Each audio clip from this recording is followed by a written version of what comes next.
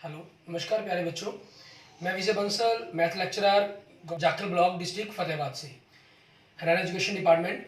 आज हम अपनी मैथ की क्लास के अंदर कुछ सीखेंगे। हाँ जी प्यारे बच्चों, आज जो हम आगे शुरू कर रहे हैं हमारी क्लास 12th का, ठीक है, जो हमारा चैप्टर 10th चल रहा है वेक्टर, उसकी एक्सरसाइज 10.3 शुरू करेंगे। इसके अंदर हमारे पास यहाँ से जो टॉपिक स्टार्ट होता है, प्रोडक्ट ऑफ टू वेक्टर्स, ठीक है। सिंपल, जब आप दो नंबर्स को मल्टीप्लाई करते हैं, मान लीजिए 2 को 3 से नंबर मल्टीप्लाई करने के लिए कहा जाए तो 6 आप सिंपल मल्टीप्लाई कर देते हैं, ठीक है। या 3 को 2 से मल्टीप्लाई करने के लिए कहा जाए तब भी आप 6 कर देते हैं। ये आप देख रहे हैं यहाँ पर 2 और 3 एक्चुअल में क्या होते हैं, हमारे एक स्केलर नंबर होते हैं, स्केलर क्वांटिटी होते हैं, जिनकी सिर्फ मैग्नीट्यूड होता है, आपके पास डायरेक्शंस नहीं होती। और वेक्टर में हम जानते हैं वेक्टर के अंदर दो तरह की क्वांटिटीज होती हैं। आप हमारे पास जो क्वांटिटी दो टाइप्स की होती हैं, एक वेक्टर क्वांटिटी, दूसरी स्केलर क्वांटिटी। स्केलर के अंदर तो कोई फर्क नहीं पड़ता, ठीक है, लेकिन वेक्टर में फ़र्क पड़ता है हमारे पास। इसी चीज़ के कारण अब वेक्टर में क्या रहता है, जब हम दो वेक्टर की मल्टीप्लाई करते हैं हमारे पास, ठीक है, दो वेक्टर की मल्टीप्लाई की जाए तो उनके बीच में सिंबल्स डॉट प्रोडक्ट कर रहे हैं या क्रॉस प्रोडक्ट कर रहे हैं, ठीक है, उस चीज़ के अकॉर्डिंग ही हमारा सारा का सारा कंसेप्ट चलता है। इसको हम डॉट प्रोडक्ट कहते हैं, ठीक है, डॉट या स्केलर, क्योंकि इसके अंदर जो हमारे पास आंसर आता है वो एक स्केलर नंबर के रूप में ही हमें आंसर फाइंड आउट होता है, तो इसको हम स्केलर प्रोडक्ट भी कह लेते हैं, ठीक है। मान लीजिए ए वेक्टर आपके पास ये है और ये एक वी वेक्टर है, ठीक है, और इन दोनों के बीच में जो एंगल बन रहा है थीटा, तो आपके पास जो डॉट प्रोडक्ट है वो क्या कहती है, उसकी डेफिनेशंस क्या कहती है, dot product of the two vectors is equal to, ठीक है, magnitude of A into magnitude of B into cos theta, ठीक है, उन दोनों वेक्टर्स के बीच में बनने वाले एंगल्स की प्रोडक्ट की, ठीक है, इन तीनों चीज़ों की प्रोडक्ट के बराबर आपके पास आपका ये डॉट प्रोडक्ट रहेगा। अब देखिए आपके पास जो ये एक स्केलर क्वांटिटी होगी, ये मैग्नीट्यूड है, scalar quantity, and cos theta also scalar quantity, ठीक है।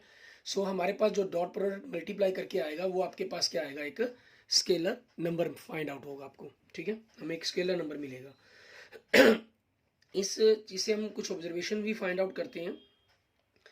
अगर आपके पास इट मीन्स ये स्केलर नंबर है तो इट मीन्स क्या हुआ कि ए डॉट बी आपके पास जो क्या होगा, हमेशा एक रियल नंबर होगा, ठीक है। मीन्स वो पॉइंटों में हो, डेसिमल में हो, जैसे मर्जी हो, वो एक रियल नंबर होगा, अंडर रूट के अंदर हो, जिस मर्जी फॉर्म के अंदर हो, लेकिन होगा वो हमेशा एक रियल नंबर, ठीक है।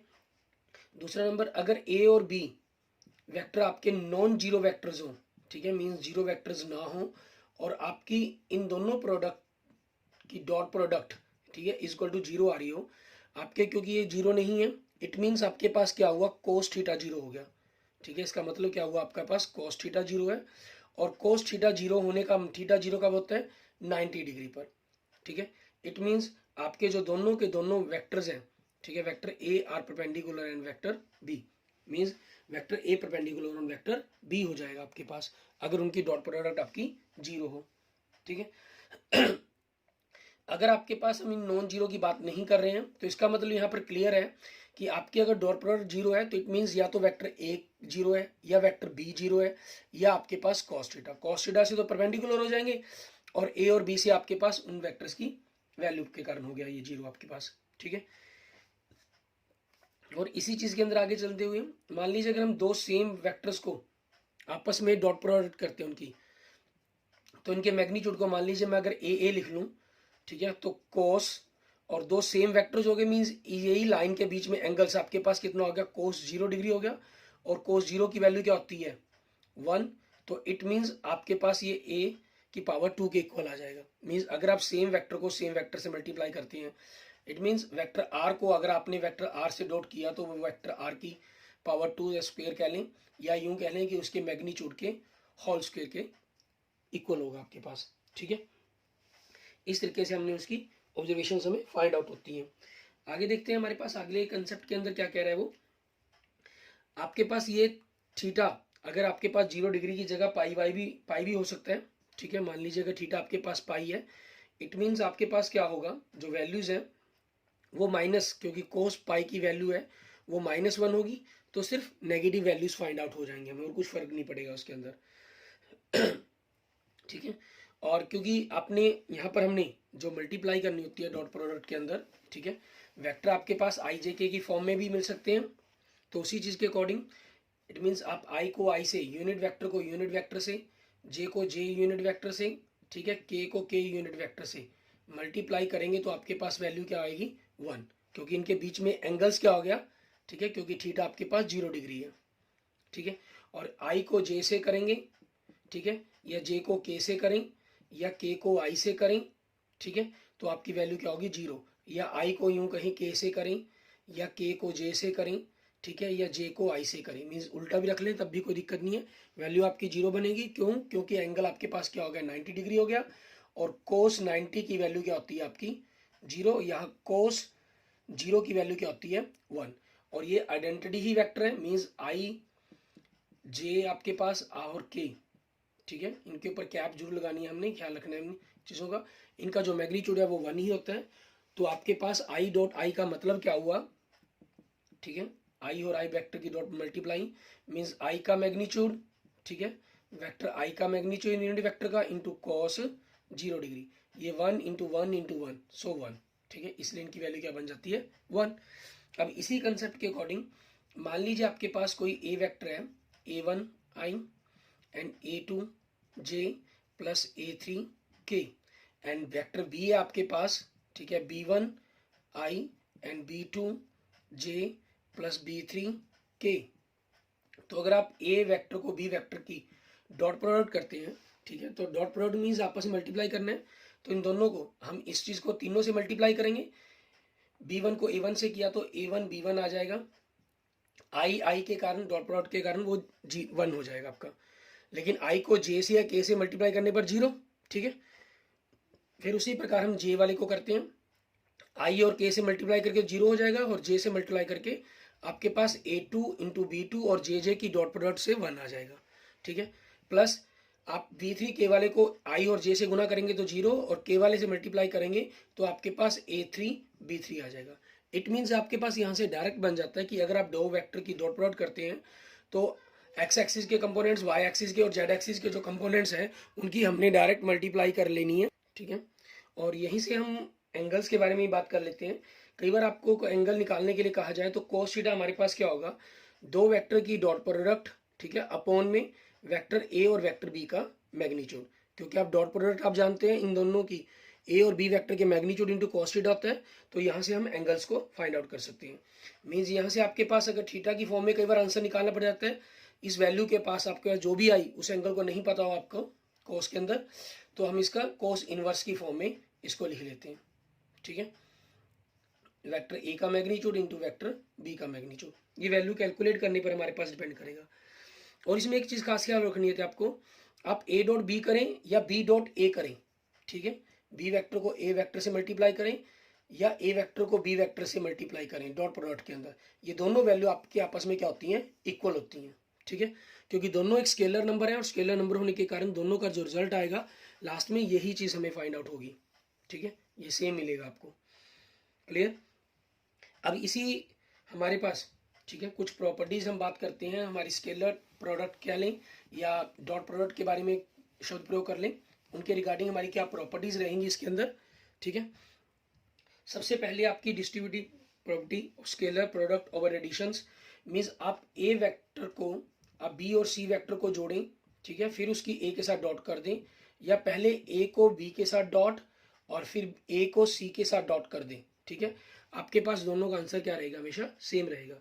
ये डॉट प्रोडक्ट है, इसलिए आपने आगे ए आप पीछे लिख लिया कोई फर्क नहीं पड़ेगा, लेकिन क्रॉस के अंदर इन चीज़ों का पूरा फर्क पड़ता है, तो इसलिए प्रैक्टिस ये ख्याल रखें कि जो वेक्टर शब्द आगे लिखा गया उसको आगे ही लिखें, जो पीछे लिखा गया उसको पीछे ही रखें, ठीक है, ताकि प्रैक्टिस के अंदर आपको किसी प्रकार की प्रॉब्लम ना हो। और दूसरा हमारे पास किसी स्केलर से नंबर मल्टीप्लाई करना, मान लीजिए जब स्केलर को किसी वेक्टर से मल्टीप्लाई करते हैं फिर उसकी वेक्टर बी से डॉट करते हैं, या आप पहले उन दोनों की डॉट प्रोडक्ट करते हैं फिर स्केलर से मल्टीप्लाई करते हैं, या आप उस स्केलर को पहले दूसरे नंबर से मल्टीप्लाई करते हैं फिर पहले वेक्टर ए के साथ उसकी डॉट प्रोडक्ट करते हैं, ठीक है, किसी भी फॉर्म के अंदर आपके पास जो आपका रिजल्ट है, आंसर है, वो सेम ही आएगा आपके पास, ठीक है। तो नेक्स्ट हमारे पास प्रोजेक्शन, ठीक है, of a vector on A line, ठीक है, मान लीजिए आपके पास एक लाइन एल है, ठीक है, एक पॉइंट बी है, ठीक है, ये वेक्टर हो गया हमारे पास आपका वेक्टर ए, ठीक है। और इस लाइन का वेक्टर मान लेते हैं हम, ये हमारी प्रोजेक्शंस होगी पी, ठीक है, जो यहाँ से इसके पर आपके पास पॉइंट सी पर गिर रही है, और ये जो एंगल है वो थीटा बना रही है, ठीक है। ये आपका किसी भी फॉर्म में हो सकता है, 90 डिग्री से छोटा भी हो सकता है एंगल, 90 डिग्री से बड़ा भी हो सकता है, ठीक है। किसी भी फॉर्म के अंदर हो सकता है हमारे पास ये 3rd क्वाड्रेंट के अंदर भी हो सकता है, 4th क्वाड्रेंट के अंदर भी हो सकता है, ठीक है। किसी भी फॉर्म के अंदर हमारे पास ये बन सकता है, हमारे पास हमें मिल सकता है। तो आपके पास जो प्रोजेक्शंस है, ठीक है, इसमें हम अब क्या कहेंगे, हमारे पास जो वेक्टर पी है ये बन रहा है हमारे पास, ठीक है। ये project is called the projection vector, इसको हम प्रोजेक्शन वेक्टर कहेंगे, ठीक है, जिसका मैग्नीट्यूड हमारे पास क्या हो जाएगा, वेक्टर पी का magnitude, and simply is called projection of the vector A B, ठीक है। किसका वेक्टर कहलाएगा, ये ए बी का वेक्टर कहलाएगा, किसके ऊपर, ऑन द लाइन एल के ऊपर, एल लाइन के ऊपर हमारे पास, ठीक है। इसके अंदर हम देख रहे हैं कि सभी के अंदर हमारे पास इस फिगर के अंदर जो हमारी ए बी लाइन है, सॉरी एल लाइन है, इसका जो ए बी वेक्टर है इसकी प्रोजेक्शंस है किसके ऊपर, एल लाइन के ऊपर, ठीक है। इससे हमारे पास कुछ ऑब्जर्वेशंस बनती है, इनके लिए हम फॉर्मूलों के अगर रूप में बात करें तो हमारे पास क्या रहेगा, उसके बारे में देखते हैं। प्रोजेक्शंस के ही हमारे फॉर्मूलों के बारे में बात करेंगे। मान लीजिए अगर कह रहा है आपको सबसे पहले कंसेप्ट के अंदर, मान लीजिए पी आपके पास एक यूनिट वेक्टर है, ठीक है, then along a line L के लिए, ठीक है, then the projection of vector A on the line L, ठीक है, वो क्या बनेगी आपके पास, डायरेक्ट ही आप कह सकते हैं ए वेक्टर और उस वेक्टर का, सॉरी यूनिट वेक्टर है आपका वो, ठीक है, उनकी डॉट प्रोडक्ट। अगर आपको यूनिट वेक्टर देखा हो प्रोजेक्शंस का, ठीक है, तो आपके पास ए वेक्टर की एल वेक्टर के लाइन के ऊपर, ठीक है, जो प्रोजेक्शन बनेगी ए वेक्टर और पी यूनिट वेक्टर की डॉट प्रोडक्ट। दूसरा हमारे पास, मान लीजिए आपको ये कहा जाए, वर्ड यूज किया जाए, projection of a vector A on the other vector, ठीक है, लाइन की जगह आपके पास किसी दूसरे वेक्टर पर कह दिया अगर उन्होंने, ठीक है, किसी दूसरे वेक्टर बी पर कहा, तो आपके पास प्रोजेक्शंस आपकी क्या बनेगी, ए और उस वी वेक्टर की यूनिट वेक्टर, ठीक है, उस वी वेक्टर का, क्योंकि फॉर्मूल डेफिनेशंस ये बनती है उसकी। और यूनिट वेक्टर कैसे मिलता है आपको, उस ए वी वेक्टर अपॉन उस वी वेक्टर को हम उसके मैग्नीट्यूड से डिवाइड करते हैं, ठीक है। मैग्नीट्यूड एक स्केलर क्वांटिटी है, तो आप इसको यूं भी कह सकते हैं कि ए वेक्टर बी वेक्टर की dot product upon B vector का मैग्नीट्यूड, ठीक है। ये हमारे पास प्रोजेक्शंस पता करने के लिए आपका फॉर्मूला बन जाता है। किस चीज के लिए ख्याल रखेंगे इसमें, वेक्टर ए की प्रोजेक्शंस ऑन द, ठीक है, sorry, projection of a vector A on the vector B, ठीक है, जिसके ऊपर है उसी का मैग्नीट्यूड आपके पास नीचे आएगा, ठीक है। यहाँ क्योंकि ये लाइन के रूप में था तो हमने उसी चीज के फॉर्म के अंदर इसको लिखा गया। क्लियर। ऐसे ही अब हमारे पास आगे देखते हैं हमारे पास, ठीक है, कि हमें क्या करना होगा। अगर मान लीजिए इसमें क्या बात कर रहा है कि अल्फा बीटा एंड गामा आपके डायरेक्शन एंगल्स हो, ठीक है, किसके, किसी भी वेक्टर के अलोंग, मान लीजिए A1 I A2 J, ठीक है, प्लस A3 K, तो आपके पास जो एंगल्स बनेंगे कोस अल्फा, ठीक है, क्योंकि ये आपके पास एक्स एक्सिस के अलोंग एंगल हो गया, तो एक वेक्टर ये हो गया, दूसरा वेक्टर आपका आई वेक्टर बन जाएगा, मीन्स ए वेक्टर और आई वेक्टर की डॉट प्रोडक्ट अपॉन ए वेक्टर का मैग्नीट्यूड इनटू आई वेक्टर का आपका क्या हो जाएगा, मैग्नीट्यूड हमारे पास, ठीक है, ये चीज हो जाएगी आपके पास। क्लियर। और ऐसी कोस बीटा निकालना हमने, एक प्रकार से आप यूं कह सकते हैं इसको, A1 बाई आपके पास ए वेक्टर का मैग्नीट्यूड आ गया, और ऐसे ही कोस बीटा आपके पास क्या हो जाएगा, ठीक है, A2 अपॉन ए वेक्टर का मैग्नीट्यूड, एंड कोस गामा क्या बन जाएगा आपके लिए, A3 अपॉन ए वेक्टर का मैग्नीट्यूड, ठीक है।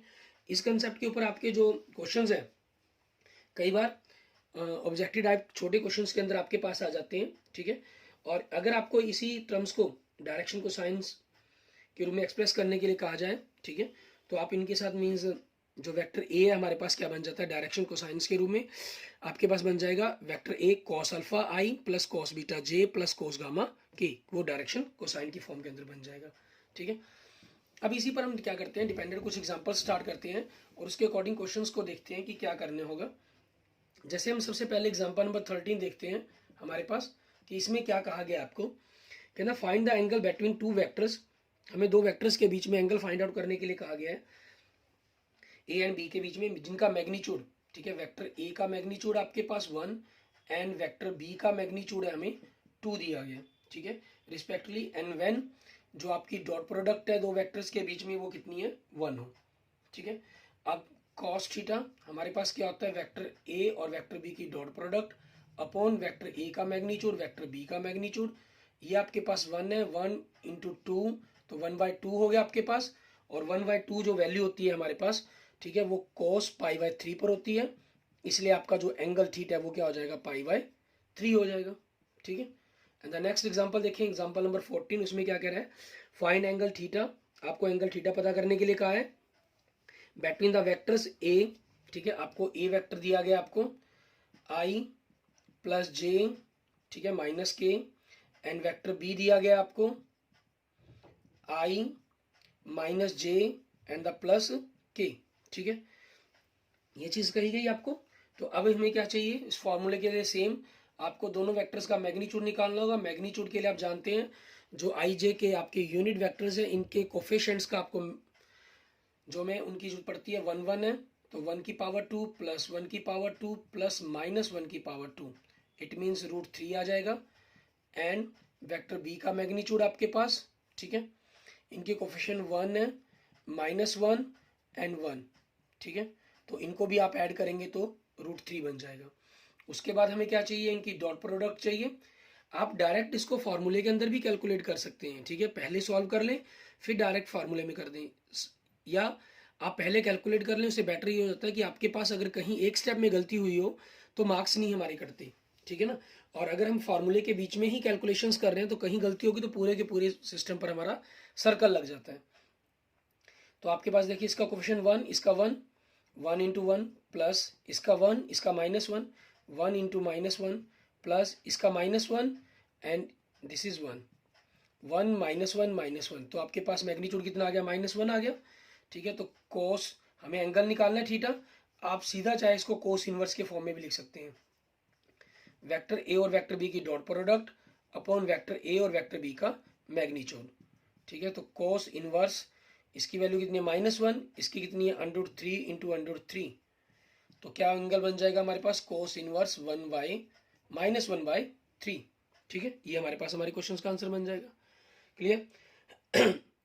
इसके बाद देखते हैं हमारे पास हमारा नेक्स्ट एग्जांपल, एग्जांपल नंबर 15, उसमें हमें क्या कह रहा है करने के लिए।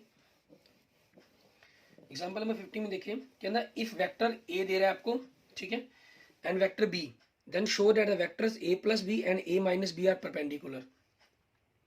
एग्जाम्पल नंबर 15, आपको वेक्टर a दे रहा है ये, ठीक है, 5i माइनस जे, ठीक है, -3k, एंड वेक्टर b आपके पास i प्लस 3j -5k, ठीक है।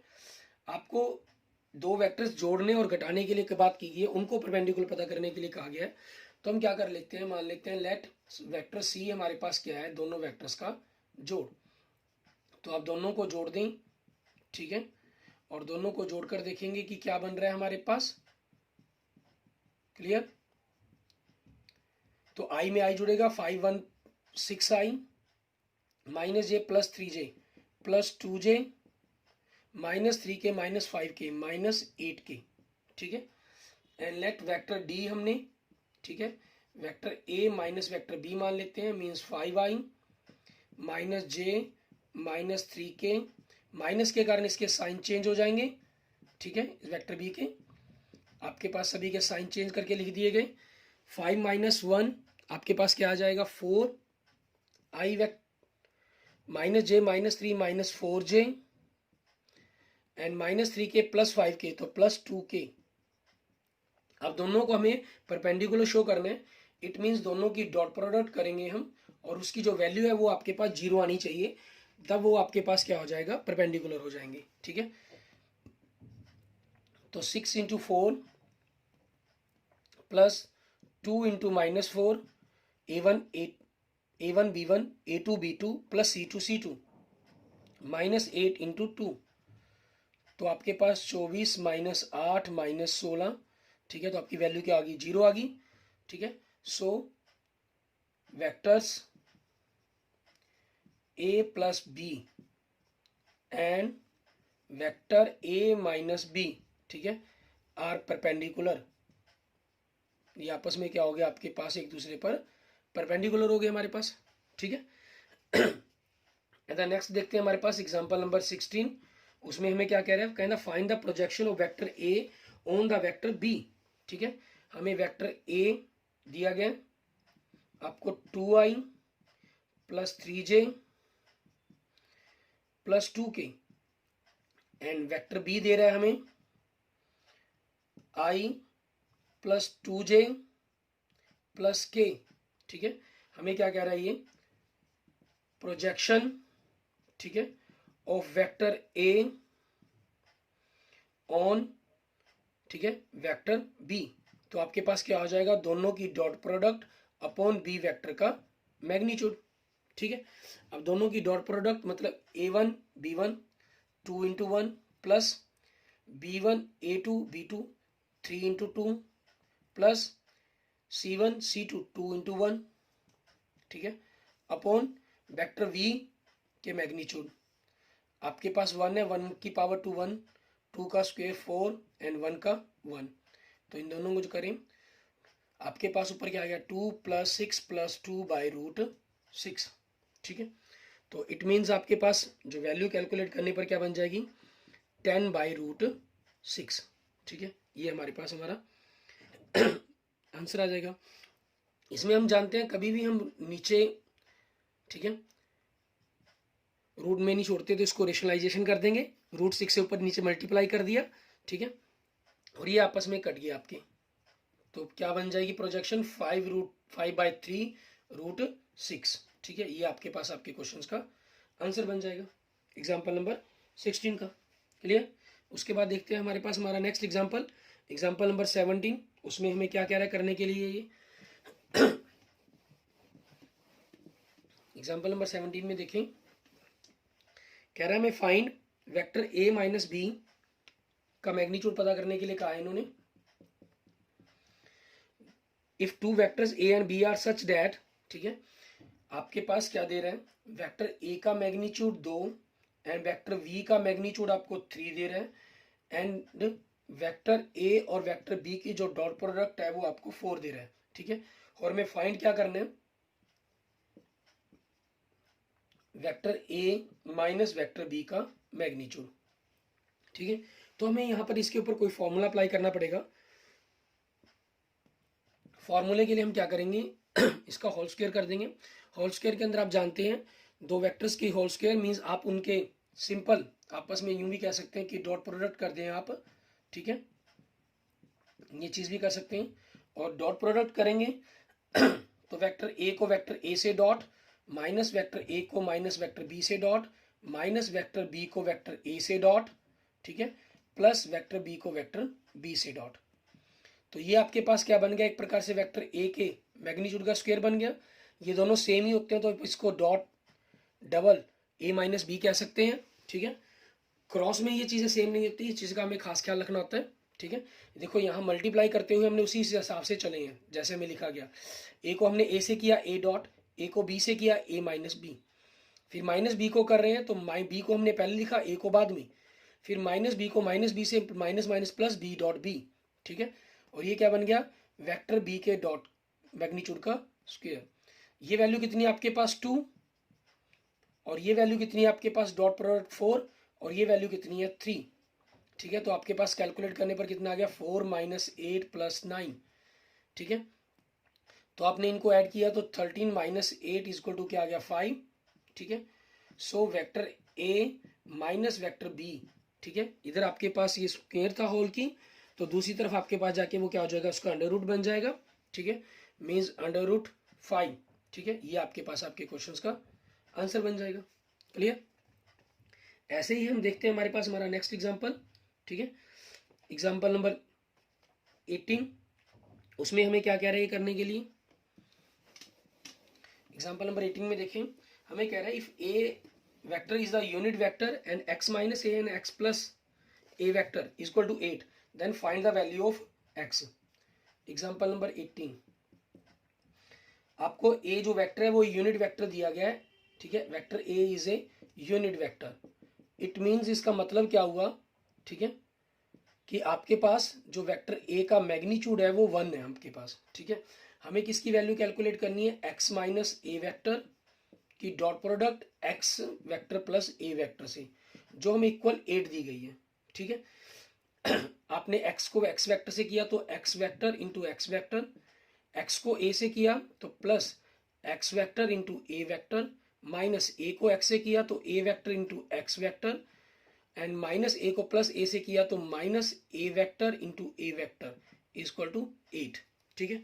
अब इस चीज के अंदर आप ध्यान दें, x dot product a vector a dot x, ये दोनों सेम वैल्यू है, एक प्लस की एक माइनस की, तो ये कट जाएंगे आपके पास, ठीक है. और आपके पास बचा क्या, यहाँ से वेक्टर x की मैग्नीट्यूड की स्क्वायर और ये वेक्टर a के मैग्नीट्यूड की स्क्वायर, ठीक है. और वेक्टर x के मैग्नीट्यूड की स्क्वायर और ये वैल्यू कितनी है 1, ठीक है, 1 की स्क्वायर 1 ही होगा आपके पास, ठीक. सो आपके पास क्या चीज़ आ जाएगी, vector x 8 plus 1 is equal to 9, ठीक है. सो वेक्टर x का जो मैग्नीट्यूड है वो आपके पास क्या बन जाएगा 3, स्क्वायर हो जाएगा आपका अंडर रूट बन जाएगा, क्योंकि मैग्नीट्यूड है ये नेगेटिव होगा नहीं, ठीक है. वैसे आपके पास प्लस माइनस 3 बनना चाहिए था, मैग्नीट्यूड है इसलिए इसको हम नेगेटिव नहीं लिखेंगे.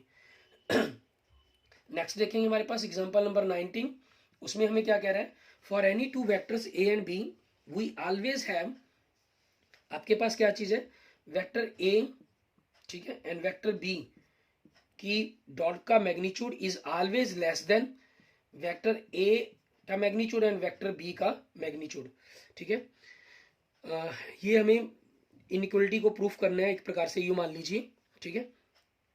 हम क्या करेंगे, हमारे पास द इनइक्वलिटी, जो ये आपकी इनइक्वलिटी है वो कौन सी इनइक्वलिटी बनती है, कॉची स्क्वायर्ड्स इनइक्वलिटी, ठीक है. तो इसके अंदर क्या रहता है आपके पास, दो इनइक्वलिटी है हमारे पास, द इनइक्वलिटी होल्ड्स ट्रिवियली,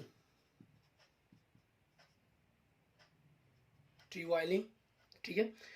ट्रिवियली मीन्स क्या हुआ कि आपके पास व्हेन आइदर वेक्टर a0 और वेक्टर b0, ठीक है. तो इस चीज की फॉर्म के अंदर क्या हुआ, अगर आपके पास a या b दोनों में से कोई भी 0 हो गया तो वेक्टर a और वेक्टर b का जो डॉट मैग्नीट्यूड है, ठीक है, वो 0 हो जाएगा, क्योंकि आपके पास ये वेक्टर a और वेक्टर b के मैग्नीट्यूड्स के इक्वल जाना है, ठीक है. इस वैल्यू ने आपके पास 0 ही हो जाना है. सो लेट इज, इसलिए हम एज्यूम करेंगे हमारे पास यहाँ पर, ठीक है, कि आपके पास ये जो वैल्यूज हैं वो 0 फंक्शंस नहीं बनते. सो लेट वेक्टर a का magnitude not equal to 0 and vector b का जो मैग्नीट्यूड है नॉट इक्वल टू 0 आपके पास, ठीक है. सो वी हैव, हम जानते हैं वेक्टर a और वेक्टर b की डॉट प्रोडक्ट, ठीक है, का मैग्नीट्यूड, क्योंकि हमें मैग्नीट्यूड चाहिए तो मैग्नीट्यूड पर ही बात करते हैं. आपके पास फॉर्मूला क्या होता है, a का मैग्नीट्यूड इंटू b का मैग्नीट्यूड, ठीक है, इसका भी मैग्नीट्यूड हो जाएगा, और इक्वल टू कोस थीटा होता है तो आपके पास इसका भी मैग्नीट्यूड हो जाएगा. और जो कोस थीटा की वैल्यू है वो आपकी -1 से लेकर 1 के बीच में लाई करती है, लेकिन ये मैग्नीट्यूड आ गया तो ये क्या होगी, always less than equal than 1 ही होगी, और कुछ हो ही नहीं सकती. तो हम इस वैल्यू को डबल मैग्नीट्यूड लगाएं या ना लगाएं कोई दिक्कत नहीं है, क्योंकि मैग्नीट्यूड ऑलरेडी पहले ही a और b के मैग्नीट्यूड से हमें पॉजिटिव वैल्यू दे रहा है. तो आपके पास ये दूसरी तरफ मल्टीप्लाई हो जाएगा, तो a वेक्टर की डॉट प्रोडक्ट b वेक्टर से उनका magnitude is less than equal than आपके पास वेक्टर a का मैग्नीट्यूड एंड वेक्टर b का मैग्नीट्यूड, ठीक है, उनकी मल्टीप्लाई से लेस देन और इक्वल देन होगा, ठीक है. ये आपके पास आपका कंसेप्ट प्रूफ हो जाता है. आगे देखते हैं हमारे पास हमारा नेक्स्ट एग्जांपल, एग्जांपल नंबर 20. उसके अंदर भी हमें ऐसी ही इनइक्वलिटी को प्रूफ करने के लिए कहा गया एग्जांपल नंबर 20 के अंदर, ठीक है. एग्जांपल नंबर 19 और 20 दोनों ही आपकी इंपॉर्टेंट इनइक्वलिटीज हैं, ठीक है, जो बड़े ही एग्जाम्स के अंदर भी आ जाती हैं, ठीक है, 2 या 3 मार्क्स के अंदर, और आपके पास कई बार ऑब्जेक्टिव टाइप क्वेश्चंस के अंदर भी इनइक्वलिटी के बारे में कह दिया जाता है. एग्जांपल नंबर 20 के अंदर हमें क्या कह रहा है, for any two vectors a and b we always have vector a and vector B means इन दोनों की पिछले में 19 में आपको डॉट प्रोडक्ट की बात की गई थी, यहाँ जोड़ की बात कर रहे हैं, is less than equal than vector A का मैग्नीट्यूड प्लस वेक्टर बी का मैग्नीट्यूड। हमारी जो इनइक्वलिटी बनती है ये ट्रायंगुलर इनइक्वलिटी बनती है, ठीक है। मीन्स मान लीजिए वेक्टर ए है आपके पास ये, ठीक है, और ये वेक्टर बी है आपके पास, तो ये जो वेक्टर बनेगा आपके पास, ठीक है, वो vector A plus vector B बनेगा, ठीक है। इसकी वैल्यू जो मीन्स एक जैसे ट्रायंगल के अंदर होता है कि जो थर्ड साइड है वो बाकी दो साइड्स के जोड़ से हमेशा लेस देन होगी, क्योंकि ये वेक्टर फॉर्म है तो यहाँ पर इसलिए इक्वल का निशान भी आ जाता है, ठीक है। अब इसी के अंदर भी वही चीज हमारे पास जैसे हमने भी बात की थी, ठीक है, जो आपकी इनइक्वलिटीज हैं, द इनइक्वलिटी, ठीक है, होल्ड करती है आपकी prevailing in case either vector A 0 और वेक्टर बी 0, ठीक है। सो आपके पास क्या हो जाएगा, हम क्या करेंगे, लेट करेंगे, ठीक है, वेक्टर ए का magnitude not equal to 0 and vector B का जो मैग्नीट्यूड है नॉट इक्वल टू 0, ठीक है। इस चीज के अकॉर्डिंग लेके चलेंगे। अब हमें दोनों का जोड़ करना है, तो दोनों के जोड़ के लिए हमारे पास डायरेक्ट फॉर्मूला तो कोई है नहीं, तो हम इसकी होल स्क्वायर निकालेंगे। इसके होल स्क्वायर के लिए हम क्या कर सकते हैं, इसको vector A plus vector B की dot product, vector A plus vector B की डॉट प्रोडक्ट से कह सकते हैं। तो ये क्या बन जाएगा, vector A dot vector A, vector A dot vector B plus vector B dot vector A plus vector B dot vector B, ठीक है, ये चीज आपके पास। अच्छा, इसमें आप चाहें तो डायरेक्ट, कोई जरूरी नहीं है आपको इनको पहले उल्टा करके लिखना है, क्योंकि डॉट में आपके पास ये सेम होते हैं, ठीक है। तो आप चाहें तो इसको direct 2a dot vector B भी लिख सकते हैं, और इनको डायरेक्ट, ठीक है, आप इनकी मैग्नीट्यूड की स्क्वायर, ठीक है, और इसको भी डायरेक्ट मैग्नीट्यूड का स्क्वायर लिख सकते हैं, ठीक है।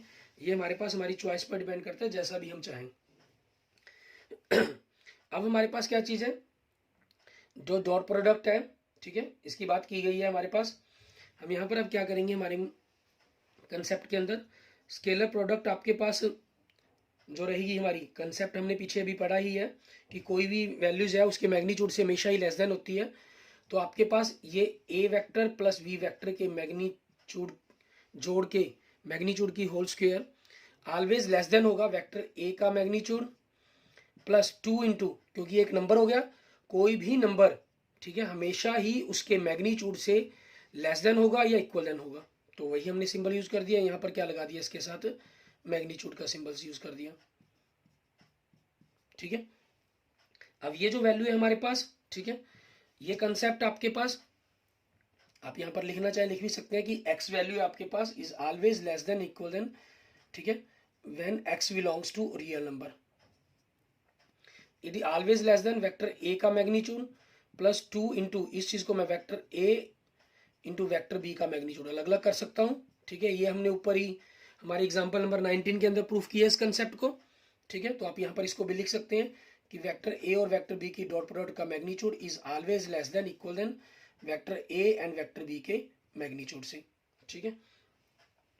तो आपके पास ये क्या बन गया, वेक्टर ए, ठीक है, प्लस वेक्टर बी के मैग्नीट्यूड का होल स्क्वायर, और इधर आपके पास क्या है, vector A plus vector B के मैग्नीट्यूड की होल स्क्वायर। तो इस कंसेप्ट से आपके पास क्या मिलेगा, ठीक है, hence vector A plus vector B का magnitude is always less than equal than vector A plus vector B के मैग्नीट्यूड का प्लस, ठीक है। इसी से आपके पास क्या होगा, लेस देन और इक्वल देन होगा हमेशा, क्लियर। उसके बाद देखते हैं हमारे पास हमारा नेक्स्ट एग्जांपल, एग्जांपल नंबर 21, इस एक्सरसाइज का लास्ट एग्जांपल आपका। उसके अंदर में क्या करना होगा, एग्जांपल नंबर 21 में कह रहा है show that the points A B C are collinear. आपको 3 पॉइंट्स दिए गए हैं, उसको कोलिनियर प्रूफ करना है आपको, ठीक है।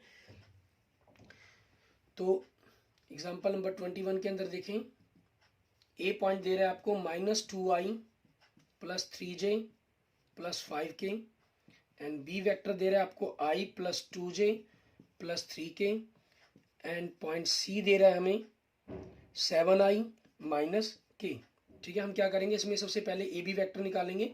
तो इसके लिए क्या होगा आपके पास, पोजीशन वेक्टर ऑफ बी, ठीक है, minus position vector of A, means I plus 2j plus 3k में से हमें इसको माइनस करना है, तो माइनस के कारण यहाँ निशान चेंज हो जाएंगे, -3j -5k। तो आपके पास क्या आएगा, i प्लस 2i आपके पास क्या बन जाएगा, 3i बन जाएगा, ठीक है, 2j -3j तो -j बन जाएगा, प्लस 3k -5k तो -2k बन जाएगा आपके पास, ठीक है। ऐसे ही आपको VC वेक्टर निकालेंगे, तो position vector of B, sorry C minus position vector of B, तो आपके पास ये क्या है, 7i माइनस k, ठीक है, unit vector minus B vector को माइनस करना है तो साइन चेंज हो जाएंगे, ठीक है। 7 - 1 6i हो गया आपके पास, j आपके पास यही रहेगा -2j, ठीक है, एंड -k -3k तो आपके पास क्या बन जाएगा, -4k बन जाएगा, ठीक है। ऐसे ही हम क्या करेंगे, सी ए वेक्टर कह लें या ए सी वेक्टर कह लें, उसमें कोई प्रॉब्लम नहीं है आपके पास, ठीक है, क्योंकि हमें तो कोलिनियर प्रूफ करना है, तो आप सी ए वेक्टर निकाल लें या ए सी निकाल लें, कोई प्रॉब्लम नहीं आएगी। ट्रायंगल लॉ के अकॉर्डिंग हमें तीनों का जोड़ करना हो, ठीक है, तो उस चीज़ के लिए हमें सी ए वेक्टर को ही निकालना होगा। तो position vector of A minus position vector of C, तो ए वेक्टर आपके पास क्या है, -2i plus 3j plus 5k minus C vector -7i plus k, ठीक है, ये हो जाएगा आपके पास -2 -7 -9i बन जाएगा, 3j का 3j रह जाएगा आपके पास प्लस के अंदर, ठीक है, and 5k plus k plus 6k बन जाएगा आपके पास, ठीक है। अब सबसे पहले आपको ट्रायंगल चेक करना है कि ये ट्रायंगल के वर्टिक्स हैं या नहीं। इसके लिए क्या करें, vector A B plus vector B C plus vector C A, तीनों को आपने जोड़ना है। इन तीनों को जोड़ेंगे तो आपके पास 0i plus 0j plus 0k बनेगा, इट मीन्स 0 वेक्टर बन गया, ठीक है। So points A B and C are vertex of a triangle, ठीक है, एक ट्रायंगल के वर्टेक्स बनते हैं हमारे पास ये। बाकी हमने अगर नहीं भी इस कंसेप्ट को करेंगे तब भी कोई प्रॉब्लम नहीं है, क्योंकि आपको इन पॉइंट्स को, ठीक है, कोलिनियर प्रूफ करना था। तो कोलिनियर प्रूफ करने के अंदर अब यहीं पर हमारे पास इस चीज़ की कंसेप्ट में चेंजिंग आएगी। आपके पास ये ट्रायंगल के वर्टेक्स बन जाते हैं, ठीक है। ट्रायंगल के वर्टेक्स बनने के कारण हमारे पास क्या हुआ, क्योंकि आप जानते हैं ट्रायंगल के वर्टेक्स में क्या होता है, ट्रायंगल के अंदर रूल्स रहता है कि दो साइड्स का जोड़, हमारे पास ए और बी का जोड़ हमेशा तीसरी साइड सी से, ठीक है, आपके पास बड़ा होगा या बराबर होगा, ठीक है, सॉरी बड़ा होगा हमेशा ट्रायंगल के अंदर। लेकिन वेक्टर फॉर्म है तो वेक्टर फॉर्म के अंदर आपका इक्वल भी आ सकता है। तो ये आप यहाँ देख रहे हैं कि आपके पास ये 0 के कारण ये ट्रायंगल के वर्टेक्स तो बन रहे हैं, ठीक है, लेकिन हमें क्या प्रूफ करना है, इसको कोलिनियर प्रूफ करना है। तो कोलिनियर प्रूफ करने के कारण हम यहाँ पर क्या करेंगे, अदरवाइज आपको ट्रायंगल का कंसेप्ट प्रूफ करना तो इस कंसेप्ट का जरूर यूज करें, लेकिन यहाँ क्योंकि कोलिनियर के बारे में बात करनी है तो इसलिए हम इस चीज़ को नहीं करेंगे। मैंने सिर्फ ये इसको आपको इसलिए करके दिखाया है कि जो हम कहते हैं कि अगर आपके पास दो वर्टेक्स का, ठीक है, आप जो जोड़ करते हैं हमारे पास, ठीक है, वो इक्वल देन, ठीक है, एंड लेस देन आ सकता है आपके पास। ये क्या चीज़ है, दो जोड़, एक तीसरा वेक्टर यही सी वेक्टर ही है आपके पास, ए वेक्टर ये हो गया, बी वेक्टर ये हो गया, और सी वेक्टर ये ए प्लस बी का जोड़ हो गया, कि जो मैग्नीट्यूड है वो उन दोनों के जोड़ के लेस देन तो हमेशा होता ही है ट्रायंगल के अंदर, लेकिन वेक्टर के कारण यहाँ पर इक्वल का कंसेप्ट भी आता है। 0 के कारण ये ट्रायंगल के वर्टेक्स बन रहे हैं, लेकिन हम प्रूफ करेंगे ये कोलिनियर के वर्टेक्स है, इट मीन्स इक्वल का सिंबल हम यहाँ पर प्रूफ कर रहे हैं इसके अंदर, ठीक है।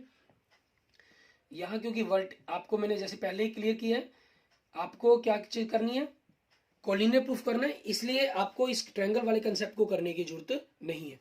आप सिंपल ए बी का वेक्टर का मैग्नीट्यूड फाइंड आउट करेंगे, ठीक है, 3 का 9 -1 का 1 -2 का 4 हो जाएगा तो √14 हो जाएगा, ठीक है। ऐसे बी सी वेक्टर का मैग्नीट्यूड निकालेंगे,